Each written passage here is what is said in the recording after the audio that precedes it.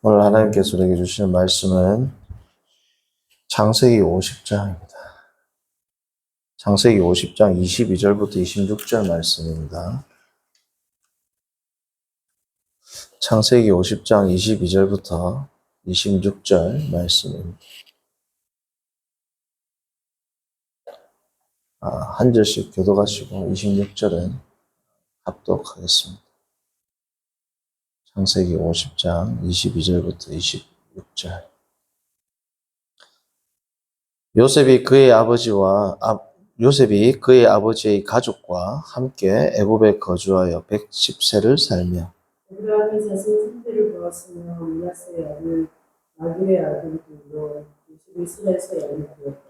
요셉이 그의 형제들에게 이르되 나는 죽을 것이나 하나님이 당신들을 돌보시고 당신들을 이 땅에서 인도하여 내사 아브라함과 이삭과 야곱에게 맹세하신 땅에 이르게 하시리라 하고 요셉이 그 이스라엘 자손에게 맹세시키기를 이르되 하나님의 믿으신 당신들을 돌보시니 당신들이 여기서 내 행복을 내고 영화를 되었더라.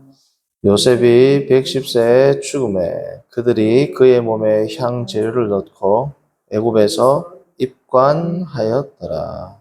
아멘. 우리가 창세기를 두 역사로 나눈다고 했습니다. 11장까지가 원 역사 혹은 원시 역사, 그리고 이제 12장부터 소위 족장사로 나누어진다 그랬죠. 그래서 사실은 11장까지의 내용이 이후의 성경의 내용보다 훨씬 더 연대는 오래되었다라고 말씀을 드렸습니다. 그런데 12장부터 50장까지를 족장사라고 부르는 이유가 뭐예요? 아브라함, 이삭, 야곱, 요셉에 대한 이야기를 기록하고 있기 때문에 그렇습니다. 근데 엄밀히 말하면 요셉은 족장이 아니죠. 족장은 아브라함, 이삭, 야곱입니다. 유대인들 가운데서는 요셉도 족장으로 포함시켜야 된다라는 자들도 있지만 일반적인 우리 기독교 내에서는 족장을 아브라함, 이삭, 야곱으로 봅니다. 그 이유가 뭘까요? 크게 두 가지입니다. 족장을 부르는 데 있어서 가장 중요한 요소 첫 번째는 뭐냐면 하나님의 약속, 더 정확히는 하나님의 언약이죠. 언약.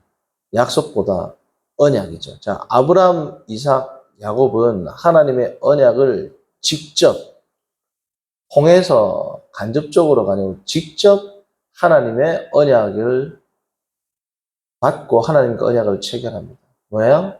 땅과 자손에 대한 거죠. 아브라함도 그렇고 이삭도 그렇고 야곱도 그렇습니다. 그러니까 요셉은 하나님으로부터 직접 땅과 후손에 대한 언약을 맺는 사건이 기록이 돼 있어요? 안 돼 있어요? 안 돼 있죠. 그러니까 족장이라고 안 부르는 거예요. 두 번째는 뭐냐면 이스라엘이 아니죠. 가나안 땅에서 생활을 안 했죠. 요셉은. 어릴 때 잠깐 했었지만 대부분 애굽에서 타지에서 생활을 했습니다. 그래서 족장이라고 부르지 않습니다. 제일 큰 이유는 뭐다? 땅과 후손에 대한 언약을 하나님과 체결하지 않았다. 그럼에도 불구하고 이 족장사에 요셉이 들어있는 이유는 아브라함과 이삭과 야곱의 하나님께서 그들과 맺은 언약이 직접적으로 성취되는 것을 가장 단기간에 본 자가 누구냐? 요셉입니다.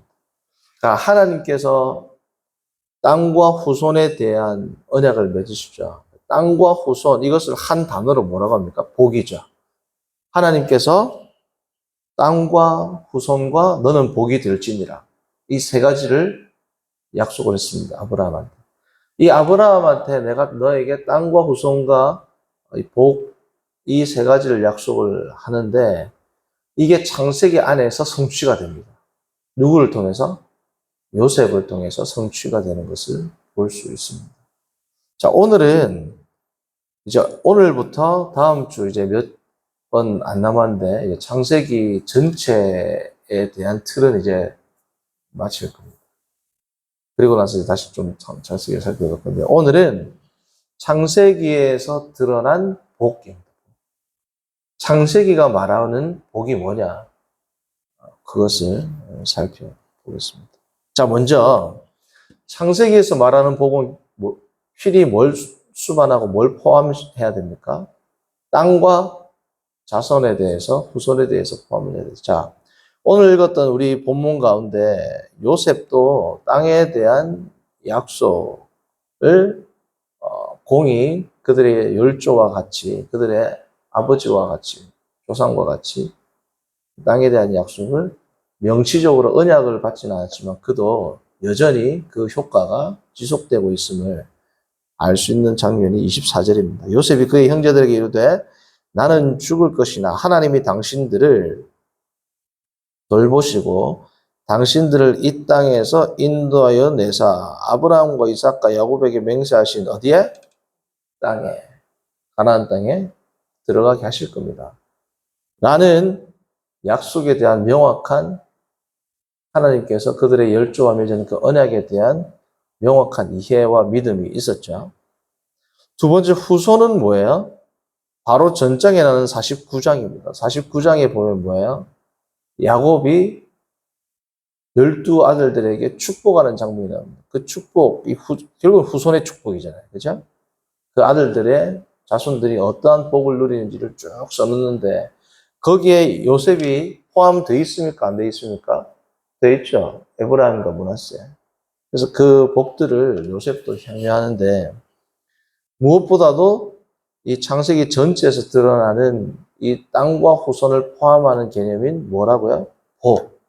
이 복이 어떻게 요셉을 통해서 성취되고 그것을 볼 때에 창세기에서 말하고 있는 복이 뭐냐를 살펴보겠습니다. 이제 자, 창세기에서 말하는 복은 크게 세 가지입니다. 첫 번째, 하나님과 동행하는 하나님과 동행하는. 두 번째는 뭐냐면 성품의 변화입니다. 성품의 복이 그러니까 구약에는 뭐 물질적인 복이고 신약은 영적인 복이다. 이 이분법도 사실은 창세기에서부터 복을 뭐라고 이야기한다고요? 하나님과 동행하는 걸 복이라고. 두 번째는 뭐라고요? 성품의 변화. 이렇게만 들으면 구약의 복을 이야기하는 것 같아요. 신약의 복을 이야기하는 것 같죠. 그러니까 구약에서의 복은 물질적인 것이고 신약은 영적인 것. 이거는 지나친 이분법입니다. 구약도 겉으로 보기에는 육적이고 물질적인 복이죠. 후손과 땅. 그러나 그 안에 흐르고 있는 것을 보면 뭐예요? 영적이라는 사실을 알 수 있습니다. 마지막 세 번째는 뭐냐? 열방에까지 나아가는 복입니다. 첫 번째는 뭐예요? 하나님과 동행하는 것. 두 번째는 성품의 변화. 세 번째는 그 복이 나에서 끝나는 게 아니라 온 열국으로 뻗어나간다. 그러니까 아브라함에게 하나님께서 너의 고향을 떠나라. 그리고 하는 말이 뭐예요? 내가 너를 저주한 자에게 저주하고 너를 축복하는 자에게 축복하겠다. 그러면 한마디로 뭐예요? 내가 너와 함께 하겠다. 이거죠. 너는 복이 될지야 하고 나서 바로 나오는 말이 뭐예요? 내가 너를 축복하는 자는 축복하고 너를 저주하는 자는 저주한다. 그 말은 뭡니까? 내가 너와 함께 함께 하겠다. 이게 임마누엘이죠, 결국은. 그것을 완전히 성취하는 분이 예수님이죠. 그래서 예수님을 뭐라고 불러요? 임마누엘이라고 그러지 않습니까? 두 번째는 아브라함도 뭐야? 성품이 변하죠. 겁이 많은 아브라함에서 아들까지도 담대히 바칠 수 있는 아브라함으로 그의 성품과 믿음이 변화가 됩니다. 마지막으로 뭐예요? 당연히 아브라함을 통해서 온 열조로 복이 흘러 넘치게 되죠. 자, 그것이 이제 요셉에 있어서 가장 단기간에 풍성한 복을 향유하고 그 복이 성취되는 것을 보는 인물이 누구다? 창세기의 시작이 아브라함이면, 12장부터 시작된 족장서의 시작이 아브라함이면 족장서의 마지막이 누구다? 요셉이죠. 아브라함에게 한 약속이 요셉에서 어떻게 이 세 가지의 복, 하나님과의 관계, 성품의 변화, 열방에까지 뻗어나가는 복, 이 세 가지가 요셉에게 어떻게 성취되는지를 우리가 보면 알 수 있겠죠. 자, 요셉에게 이르러서 이 세 가지 복이 어떻게 성취되냐. 첫 번째, 하나님과 동행하는 이 복은 요셉에 있어서 특별히 요셉이 애굽에 내려가고 난 이후에 하나님께서 야곱에게 내려가라 그러죠. 야곱이 요셉이 애굽에 있다 그러는데도 내려가기를 두려워했습니다. 요셉이 이제 애굽의 총리가 된 이후에 형제들이 요셉이 지금 총리가 돼가지고 있습니다 라고 하지만 이삭이 내려가기를 두려워했어요. 이삭이 아니라 야곱이 내려가기를 두려워했어요. 그 이유가 뭘까요? 야곱이 내려가기를 두려워한 이유가 뭘까요? 하나님의 능력과 하나님의 모든 것들을 야곱이 알고 있죠. 근데 야곱이 애굽 땅으로 내려가는 것을 두려워하는 이유가 선뜻 이해가 되나요? 안 되죠. 그것을 오늘 우리가 본문을 한번 먼저 찾아보겠습니다. 창세기 46장입니다. 하나님께서 야곱에게 나타나셔가지고 하시는 말씀입니다. 3절부터 창세기 46장 3절. 하나님이 이르시되 나는 누구라? 하나님이라. 내 아버지의 하나님이니 애굽으로 내려가기를 뭐하지 말라? 두려워하지 말라. 나는 누구다? 하나님이라고 설명하죠. 하나님 보면 엘로힘입니다. 그죠? 엘로힘. 우리 창세기 1장을 할 때 엘로힘과 야훼, 여호와 하나님이 있는데 엘로힘에서 강조하는 게 뭐라 그랬어요? 하나님의 보편성, 우주성, 초월성입니다. 그 보편적이고 우주적이고 초월하신 하나님이 인간을 창조하시고 인간과 언약을 맺기 위해서 하나님을 소개할 때 처음으로 여호와라는 게 2장 4절에서 소개된다고 그랬습니다. 그죠? 그래서 여호와, 하나님이 이르시되 나는 여호와라. 이게 원래 어울리죠. 족장들한테는. 나는 여호와라. 이게 어울리는데 나는 뭐라고요? 하나님이라. 이 말은 뭐예요? 나는 여기에서 하나님이라는 것을 강조한 이유는 뭐야? 나는 초월자다. 나는 전능자다. 나는 보편적 모든 것들을 아우르는 보편자다. 마치 뭐예요? 천지를 창조하신 전능하신 하나님에 대한 개념을 가져오기 위해서 가장 많이 즐겨 쓰는 여호와라는 표현을 쓰지 않고 무슨 표현을 썼다? 하나님이라고 썼습니다. 그 이유가 나옵니다. 그 뒤에. 이 하나님인데 내 아버지의 하나님이니, 한 번 더 강조하죠. 네 아버지가 섬겼던 하나님이니, 이 말이겠죠. 그 하나님의 특징이 뭐라고요? 애굽으로 내려가기를 두려워하지 말라. 내가 어디서도 가나안 땅, 약속의 땅, 여기서 이 말입니까? 아니면 거기서는 어디예요? 애굽이죠. 너는 두려워하지 말라. 애굽으로 내려가기를 두려워하지 말라. 내가 애굽에서 너로 뭐라고요?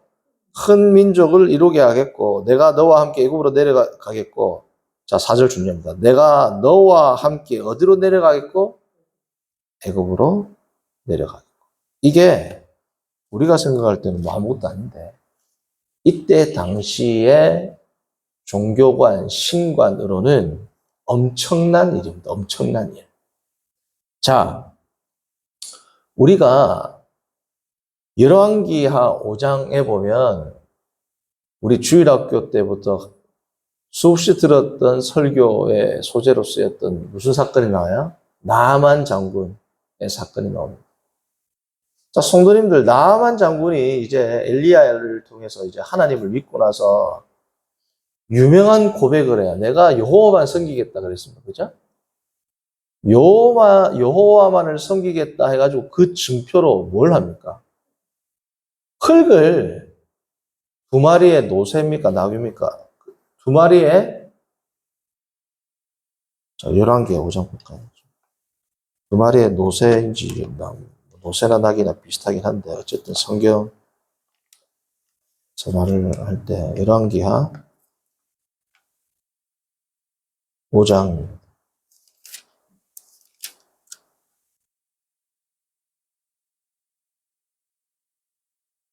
노새 5장 17절. 노새 두 마리의 실을 흙을 가져가겠다. 그러니까 성도님들, 흙을 단순히 한 삽, 두 삽 정도가 아니죠. 노새 두 마리에 꽉 채울 흙이면 어느 정도 돼야. 자, 궁금한 게 있습니다. 하나님만 섬기겠다 그랬는데 흙을 왜 가져갈까요?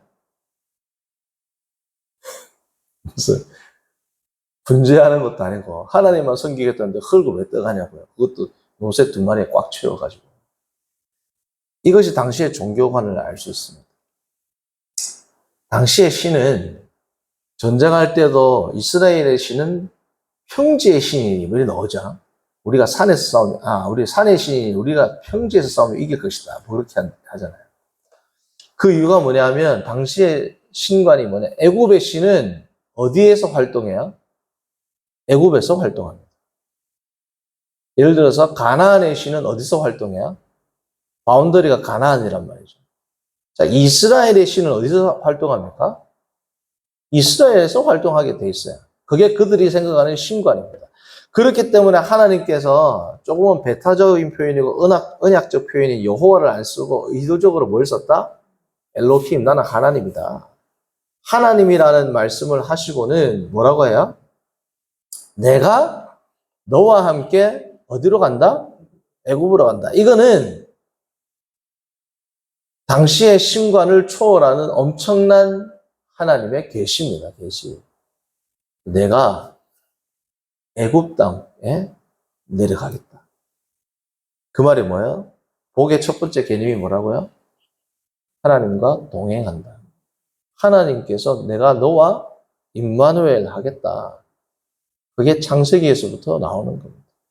그러니까 나아만 장군이 뭐예요? 흙을 가져가는 거야. 그는 아직까지도 그 신관 속에 살았기 때문에 이방인이니까 모르잖아요. 하나님에 대해서 뭐 아는 게 잠깐 그 사건으로 믿게 됐으니까. 그래서 하나님을 믿는다라는 표현을 그렇게 했고 엘리야가 하나님은 상천하지의 하나님이고 그런 거 필요 없다라고 안 했어요. 그냥 냅뒀습니다. 왜? 그 사람의 수준에 맞추어서 그렇게 하라고 허락을 한 겁니다.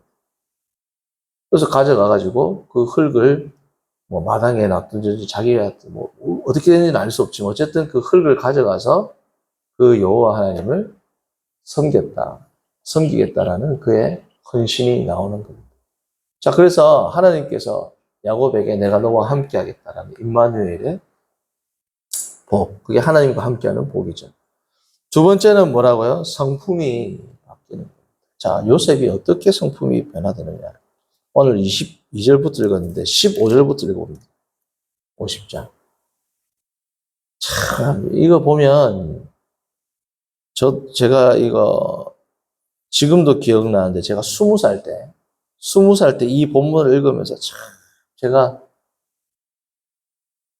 그때 들었던 생각이 있어요. 그 생각 참 20살 때 제가 우연찮게 15절부터 우연찮게는 아니죠. 읽는데 그때 하나님이 저에게 주신 깨달음과 감동은 지금까지도 남아 있습니다.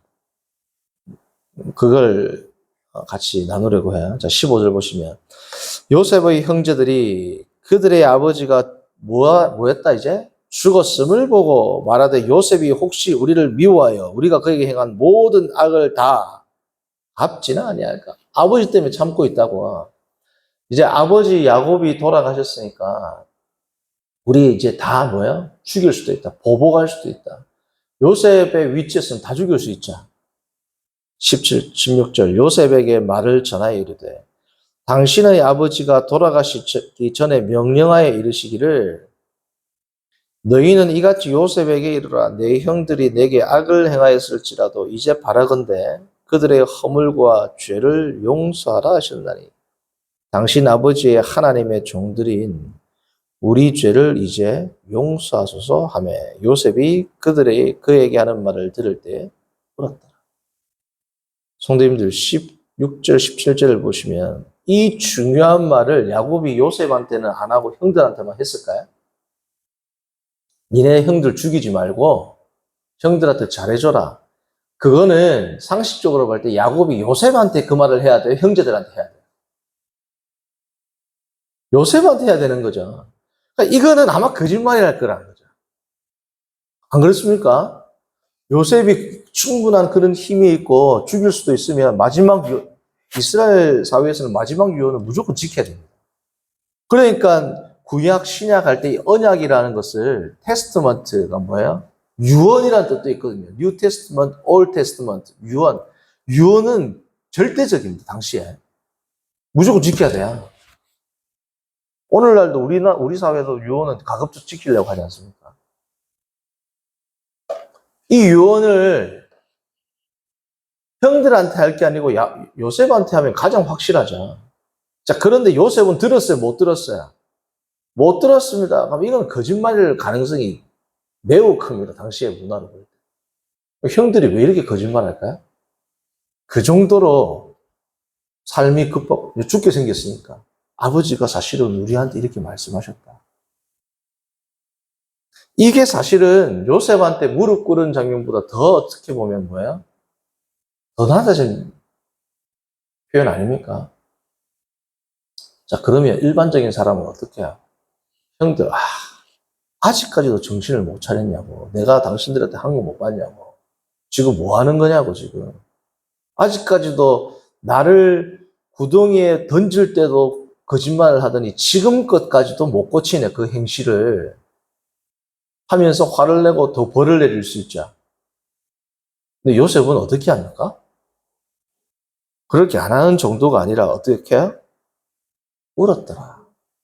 그게 저한테는 큰 감동이었어요. 이걸 듣고 울었다? 죽일 수도 있는 위치에 있는 사람들이 형들의 그 말을 듣고 왜 울었을까요? 너무 사람이 따뜻해진 거예요. 따뜻해지고 품이 넉넉해지고 어릴 적에 형들의 잘못을 아버지한테 하나씩 다 고해바치던 그 요셉이 더 이상 아닙니다. 거짓말을 뻔히 아는데 어떻다고요? 그 마음에 긍휼이 가득하고 그가 울었더라. 이것보다 더 요셉의 성품의 변화를 잘 알려주는 본문이 있겠습니까? 창세기에서. 요셉은 어떤 복을 누렸다? 하나님과 동행하는 복을 누렸고 성품이 변화됐다.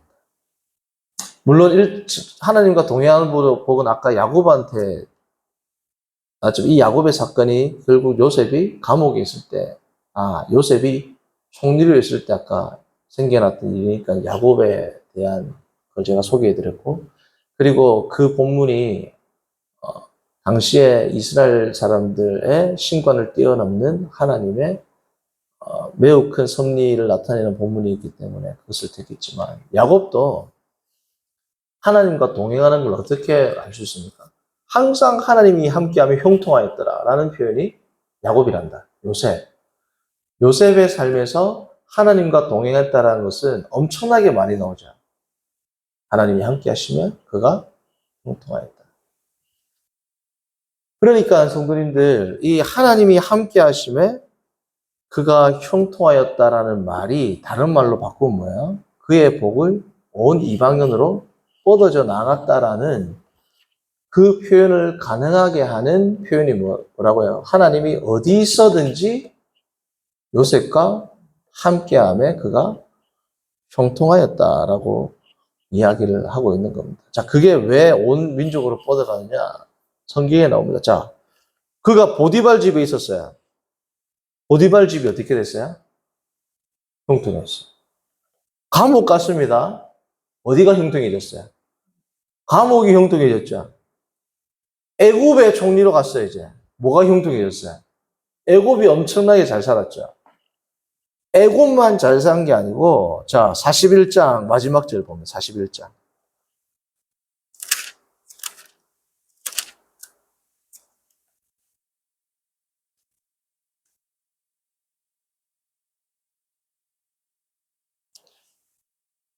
41장 56절, 57절.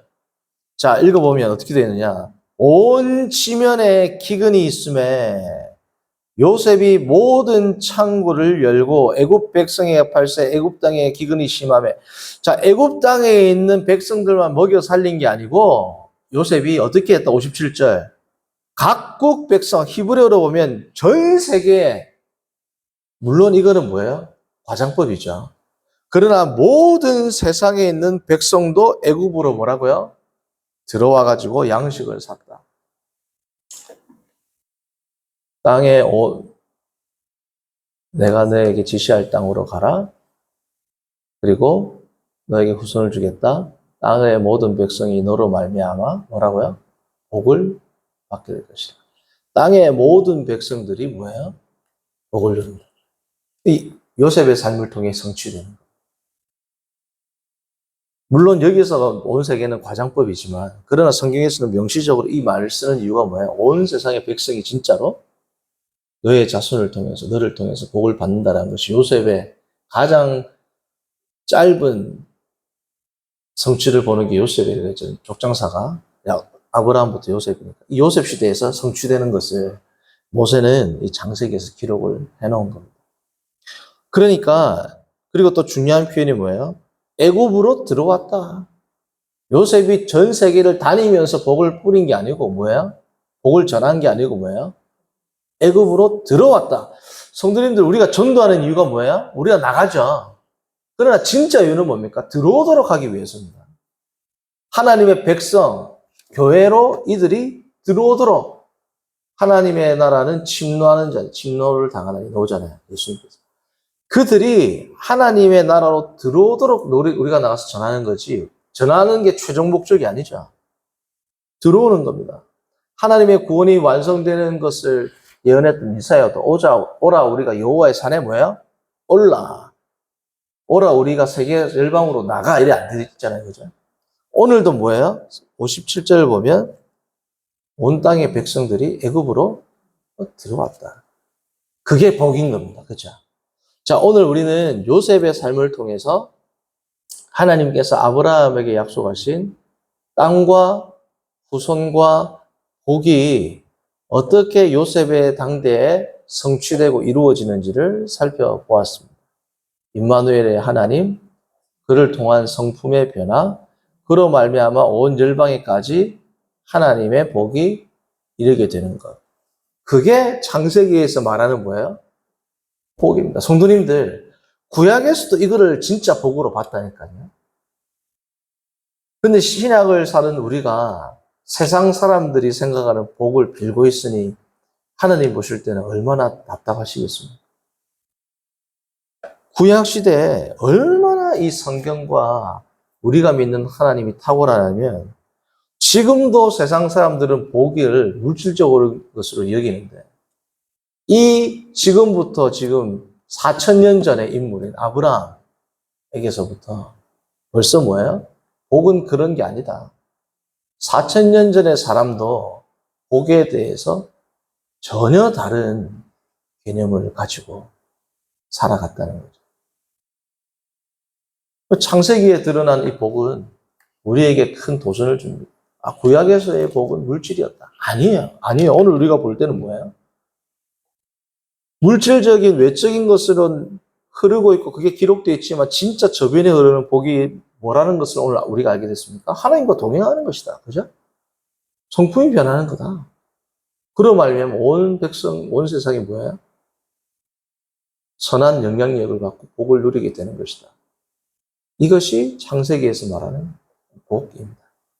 성도님들, 우리가 오늘도 이 복을 추구하고 정말 주님과 동행하고 주님으로 말미암아 나 자신이 성령으로 말미암아 성령과 동행함으로 나의 성품이 변하고 그것을 통해 이 세상을 변화시키는 귀하고 복된 삶을 살아가는 성도님들 되길 바랍니다. 선하신 하나님 아버지, 오늘 창세기 50장 22절부터 26절의 말씀을 통하여 창세기에서 드러난 복이 무엇인지를 정리하게 하시고 하나님과 동행하며 성품이 변하고 그를 통하여 온 열국에까지 하나님의 선한 복이 영향을 미치게 되는 것, 그것이 복임을 우리가 다시 한번 생각하게 하심을 감사합니다. 오늘도 우리가 성령과 동행함으로 더 거룩하게 성화되어서 소금과 빛의 역할을 세상 속에서 감당하는 거룩한 주의 백성들, 권속들 되도록 인도하여 주옵소서. 예수님의 이름으로 기도합니다. 아멘.